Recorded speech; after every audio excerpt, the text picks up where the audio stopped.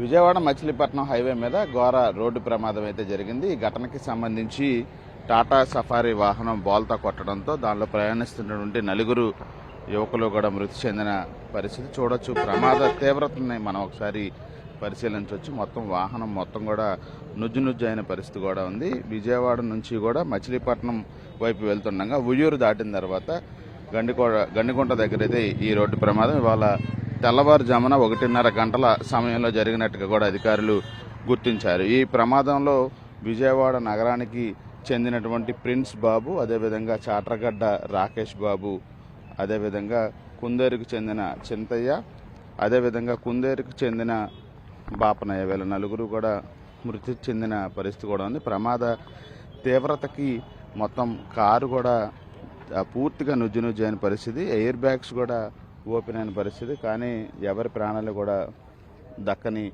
పరిస్థితి మనకి స్పష్టంగా కనపడుతుంది. కారులో ఉన్నటువంటి 2 బెలూన్లు కూడా ఓపెన్ అయిన పరిస్థితి కూడా మనకి స్పష్టంగా కనపడతా ఉంది. మరోవైపున కారు కూడా హైవే మీద నుంచి మనం ఉన్నటువంటి ఏదైతే కారు ఉందో ఆ స్పాట్ నుంచి కొన్ని మీటర్ల దూరంలో హైవే కూడా ఉంది. ఏదైతే మనకి బోర్డు చూస్తున్నామో ఆ బోర్డు దగ్గర నుంచి కూడా కారు మితిమీరిన వేగంతో రావడంతో అదుపు తప్పి సర్వీస్ రోడ్లోకి, హైవే నుంచి సర్వీస్ రోడ్లోకి బోల్తా పడింది. అక్కడ నుంచి ఒక 30-40 మీటర్ల వరకు కూడా కారు పల్టీలు కొట్టుకుంటూ వచ్చిన నేపథ్యంలో మొత్తం మృతదేహాలన్నీ కూడా చెల్లాచెదురుగా పడిన పరిస్థితి కూడా ఉంది. ఘటనా స్థలంలోనే ఈ ప్రిన్స్ బాబు కానీ, రాకేష్ బాబు, అదేవిధంగా మరొక వ్యక్తి ఇక్కడే మృతి చెందిన పరిస్థితి, చింతయ్య కూడా ఇక్కడే మృతి చెందిన పరిస్థితి ఘటనా స్థలంలోనే. ఇక తీవ్ర గాయాలైనటువంటి బాపనయ్యని ఆసుపత్రికి తరలించగా తెల్లవారుజామున అతను కూడా మృతి చెందిన పరిస్థితి కూడా ఉంది. ప్రమాదానికి కారణాలు మితిమీరిన వేగంతో వెళ్ళటమే అనేదైతే అధికారులు ప్రాథమికంగా గుర్తించారు.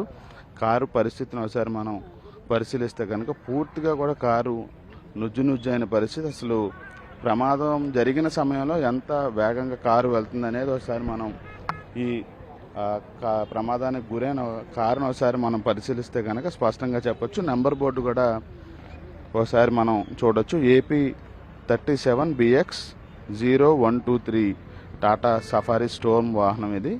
విజయవాడ నుంచి మచిలీపట్నం వెళ్తుండగా జరిగిన ఈ ఘటనకు సంబంధించి అయితే పూర్తి స్థాయిలో కారులో ప్రయాణిస్తున్న నలుగురు కూడా ప్రాణాలు కోల్పోయిన పరిస్థితి.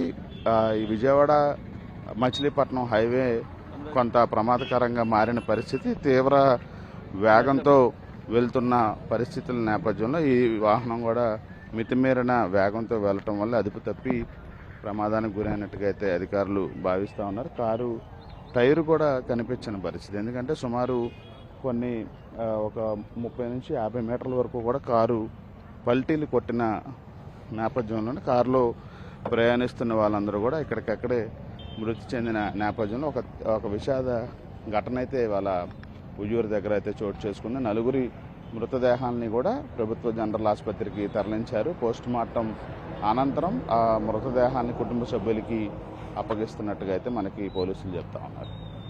హైదరాబాద్.